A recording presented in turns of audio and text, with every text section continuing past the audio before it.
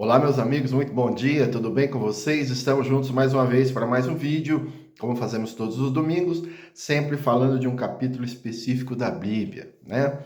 Estamos no YouTube, canal Antônio Lima Braga Júnior. Se você não fez a sua inscrição, faça a sua inscrição, clique no sininho para receber todas as notificações de vídeo.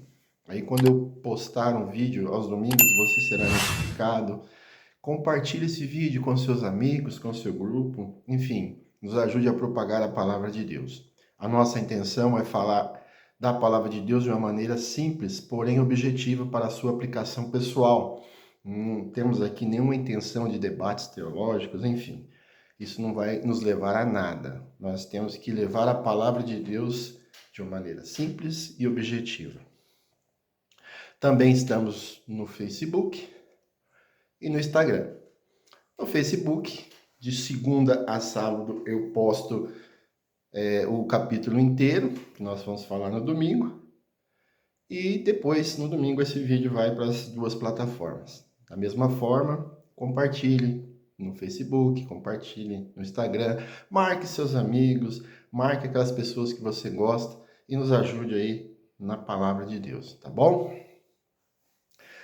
Essa semana eu postei o quarto capítulo do livro de Mateus. Tá? Então hoje nós vamos falar sobre esse quarto capítulo do livro de Mateus. E nesse capítulo fala-se da tentação de Jesus Cristo. No aparato inicial pode soar assim meio estranho e surgir algumas dúvidas, não é mesmo? Por qual motivo Jesus foi tentado? Outra pergunta: a tentação é sinônimo de pecado? São perguntas que surgem quando você ouve falar sobre a tentação de Jesus Cristo. Mas vamos lá. Jesus foi tentado pelo diabo, pois ele sabia que um dia Jesus reinaria. Tentou assim antecipar o seu reinado de uma forma diferente. Se Jesus tivesse cedido sua missão na terra de nos salvar, estaria perdida. A tentação, meus amigos, não é sinônimo de pecado. Não. Você pode perfeitamente ser tentado sem estar em pecado. O pecado ele ocorre quando você cede à tentação. O inimigo sempre vai estar buscando artimanhas para nos derrubar. Todo dia, todo momento ele está criando artimanhas para nos derrubar. E sempre procura, como ele nos conhece, ele procura inserir coisas que vai te levar a essa tentação. Mas se você não tenta, se você não cede, você não está em pecado. O apóstolo Paulo várias vezes alertou para o fato de que Satanás está sempre disseminando ciladas contra nossas vidas. As tentações do diabo para com Jesus tiveram três focos. Vamos a eles. Primeiro foco, o foco físico. Está no versículo 3. Se tu és filho de Deus, manda que essas pedras se tornem pães. Satanás usou a fraqueza da carne, pois Jesus estava debilitado por um longo período de jejum. Um fato muito importante que devemos nos ater é que Jesus não iniciou um debate com o diabo. Ele apenas usou a Bíblia.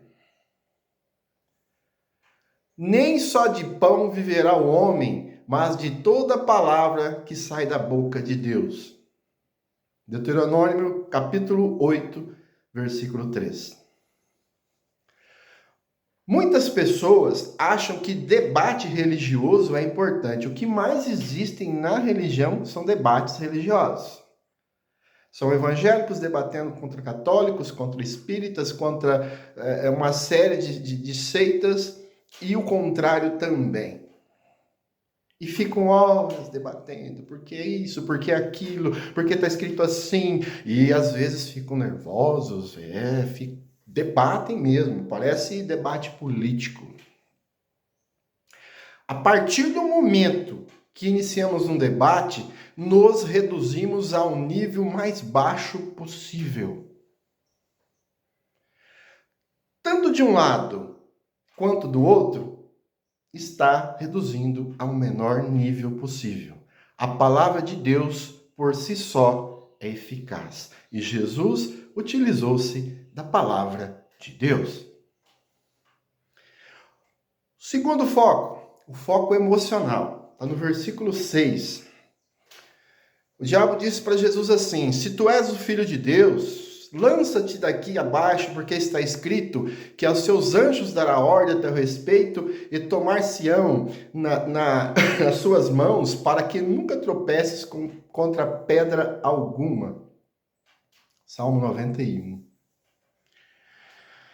Meus amigos, o diabo, ao ver que Jesus usava a Bíblia, e sendo conhecedor dela, porque o diabo conhece a Bíblia, conhece muito, também tentou utilizar a Bíblia contra o próprio Jesus.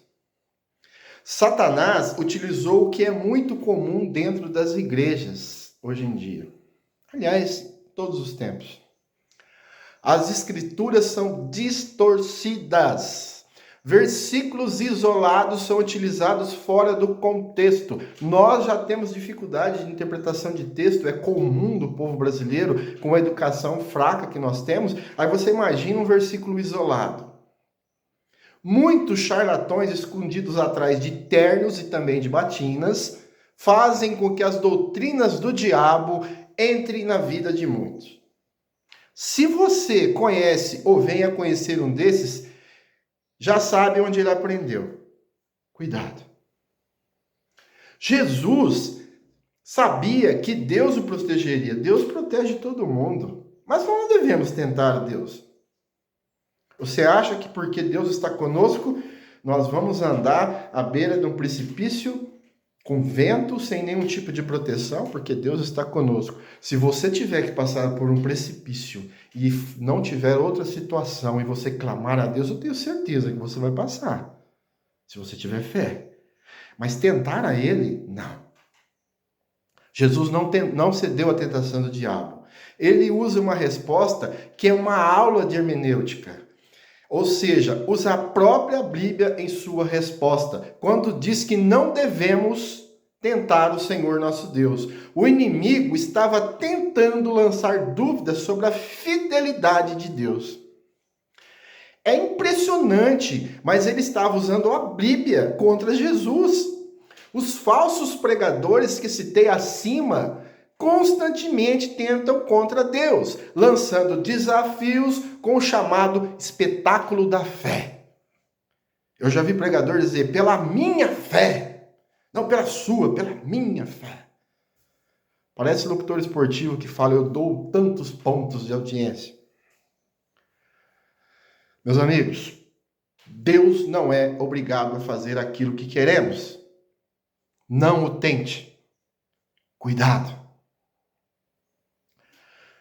O terceiro foco que o diabo utilizou foi o foco psicológico. Versículo 9. Tudo isto te darei, se prostrado me adorares. O diabo, não satisfeito, usa um subterfúgio diferente. Ele queria que Jesus abandonasse a fé, e o que nós chamamos de apostasia. Se você já viu essa palavra por aí, apostasia é quando você abandona a sua fé. Ele ofereceu o mundo para Jesus. Entretanto, Jesus, mais uma vez, utiliza as Escrituras dizendo, vai-te, Satanás, porque está escrito, ao Senhor teu Deus adorarás, e só a Ele servirás. Está lá no versículo 10. O que nós podemos aprender diante de tudo isso? Afinal, nós devemos aplicar a palavra de Deus na nossa vida, aplicação pessoal. Então, o que nós devemos aprender sobre isso? Não se iluda. O diabo conhece a Bíblia, como eu já disse, e vai usá-la contra você. Ele vai distorcer a palavra com versículos isolados. Você quer ver um exemplo? Veja só. E se não há ressurreição de mortos, também Cristo não ressuscitou. 1 Coríntios, capítulo 15, versículo 13. Se eu ler esse versículo para você e fechar a Bíblia, eu posso te deixar em dúvida. Afinal, está escrito que não há ressurreição dos mortos e que Jesus não ressuscitou. Mas se você ler o texto completo, você vai entender. Então, muitos pregadores utilizam versículos isolados para te convencer de aquilo que eles querem. São utilizados pelo diabo. Outro fato que podemos aprender é que temos que ter a certeza de que Deus é soberano. Ele conhece tudo o que precisamos. Não temos que tentá-lo. Todos nós passamos dificuldades, todos nós temos um dia que, meu Deus, o que vai ser de mim hoje? Eu preciso pagar aquela conta, eu preciso de um trabalho, eu preciso fazer uma prova difícil hoje. Mas nós não devemos tentar a Deus, achar que está tudo resolvido, porque Ele tem que fazer isso por nós. Se você não estuda, como é que você vai prestar um vestibular? Você quer que Deus coloque tudo na sua cabeça? Se você é vagabundo, como é que Deus vai te dar um trabalho? Busque a presença do Senhor. Leia a Bíblia, e é importante ler a Bíblia. Você pode ler a Bíblia e falar, mas eu não entendo o que está escrito nela. Existe um monte de linguagens, um monte de versões, inclusive a versão de hoje, onde você não vai ler tu és, vai ler você é. Mas leia. Não precisa você querer ler ela inteira. Leia um trecho, vai pesquisar por que isso aqui, quando foi escrito esse livro, por que ele está inserido aqui, qual é a história dele. Hoje você tem um celular nas mãos que tem tudo. E você tem que acreditar que ele é a arma que garante a nossa conquista em qualquer conjuntura. Faça isso, meu querido. Um bom dia e que a paz do nosso Senhor Jesus Cristo esteja com todos.